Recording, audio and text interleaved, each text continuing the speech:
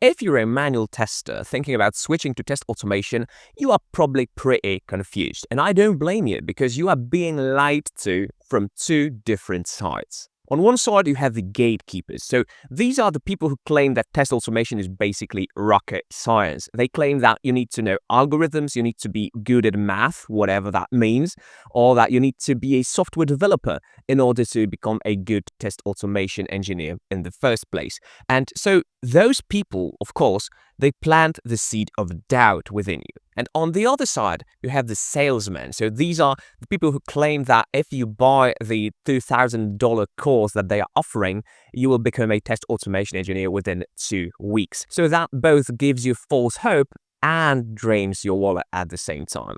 And both of these are lies. I am a senior engineer and I don't have anything to sell you today. I just want to tell the truth. And I want you to understand the 3 big myths that float around the test automation journey and which may actually keep you stuck in your tracks with manual testing. So let's debunk them together. I'm Casper. Welcome to Testeroni, where I help QA engineers become test automation engineers one slice at a time, and let's dive right in. So lie number 1, you need to be a developer or a math genius, whatever that means. I would say that's probably the number 1 reason why manual testers quit when they try to learn test automation, because they open up a script or they see something online, they see a lot of brackets, semicolons and weird syntax, and they think, oh man, I'm not bright enough for this. And this is a big lie. So here's a quick reality check. Test automation is not software development. When you are developing software, you need to know how to build an engine. You need to know the architecture, you need to know algorithms, you need to know data structures, how they all go together. You need to know different paradigms and methodologies in order to build the engine that will function in the future. If you are a test automation engineer, you are basically just driving the car that was already built. Ask yourself this: can you write a shopping list like number 1, go to the store, number 2, grab milk, number 3, grab eggs, and number 4, pay at the checkout? I bet you can do that because since you are a manual tester, you know how to format a test case, and it's no different from this. So if you know how to do that, then you are actually one step from automating your first test, because test automation is nothing else than just creating a list of things that you provide to a robot, a computer, in a syntax that it understands for it to actually execute those steps.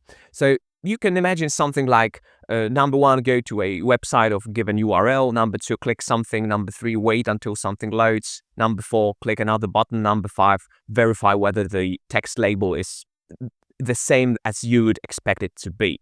So this is a format that you know fully well from creating manual test cases. And the only step you're missing is the syntax. So the programming language, the whole programming knowledge basically that you need in order to start is just enough to understand the syntax, which basically reads like English with some added steps. And that's it. You need the syntax in order to translate plain English into the robot English for it to understand that and in order for it to execute the test case. Nothing more. So you don't need calculus, you don't need extra advanced logic, you don't need algebra. All you need is this English with some extra punctuation sprinkled in, because that's basically what a programming language is. Lie number 2, automation will kill testing.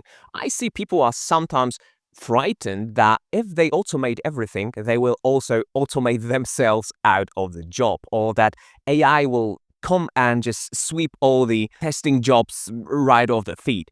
And that's not true at all, because the automation doesn't kill the tester role. You know what it kills? It kills the boredom that is associated with the work. Do you enjoy logging into the same form for the 500th time because you are once again executing the regression test? No, nobody does. It's boring, it's tedious, and this is where automation comes in, to automate the tedious, boring, and predictable tasks in order to take this garbage off your plate. Think of automation and AI as kind of an Iron Man suit.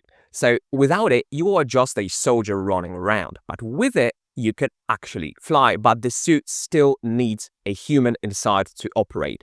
And in the same manner, testing, whether it be manual or automated or AI augmented testing, it always needs a human being to think critically, to maintain it all, to take care of the UX and all the uncertainty. And there's plenty of uncertainty in every project you are going to come across. And you know that fully well, judging by your current organization. So while the robot will take care of the heavy lifting, it won't do it all on its own.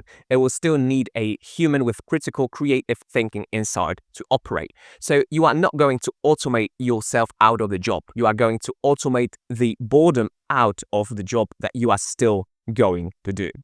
And the lie coming in at number 3 is that you can master it in 2 weeks. So this one makes me angry because I see people spending their freaking life savings on a bootcamp that promises you a golden ticket to the freaking chocolate factory and that promises you to learn all that you need within a span of days. So let me get this straight. Learning to code, learning to automate is simple, but it's not easy. It's a marathon and not a sprint. And as it is with most long distance runs, you will come across different emotions along the way. Frustrations, wanting to give up, you will want to throw the laptop out of the window because you see some weird red syntax errors in your console and you don't even know what they mean. This is fairly normal. We've all been there. And if someone claims that they can take that burden off your back for a cheap price of $2,000, they are lying. They are trying to scam you out of your money. Like I said, it is simple because the steps, if they are laid out correctly in front of you, they are pretty self-evident. But it's not easy in the sense that you won't grasp it over a weekend.